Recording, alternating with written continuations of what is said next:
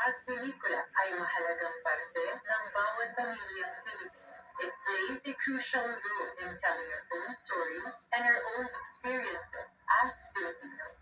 Sa bagong Pilipinas, inaanyayahan ng MTRCB ang bawat manonood. Kasama ang pribadong sektor, kaisa ninyo po ang aking pamilya at ang ating pamahalaan sa pagtangkilik sa mga pelikulang Pilipino at mga programang pang-telebisyon.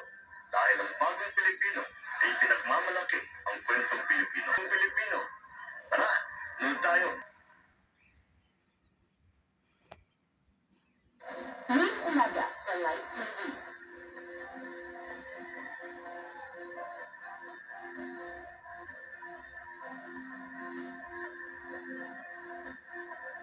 Ito yan sa Live TV.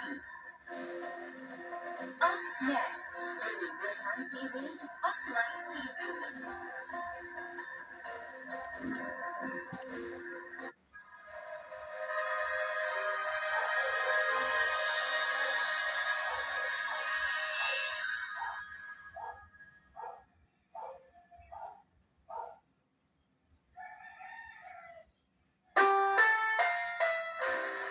Ang susunod na programa ay Rated PG. Ito ay nangangailangan ng patnubay at gabay ng magulang para sa mga batang manonood. Launched into the national spotlight in 1949, Billy Graham was known for preaching with authority and passion. I believe this sincerely from the depths of my heart. But he wasn't always so confident and full of faith. I began to think that this Bible isn't as authoritative as I thought it was. And I remember how disturbed I was. Billy's grandson, Will Graham, investigates his grandfather's crisis of faith. It was an internal war going on inside his heart. And been ripped apart. All right, very quiet now. Let's go. Take a journey behind the scenes of a Hollywood feature film.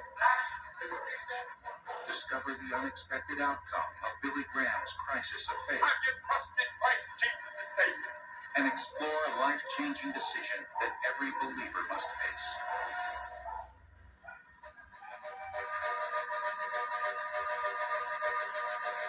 It's a privilege to preach the living Word of God around the globe.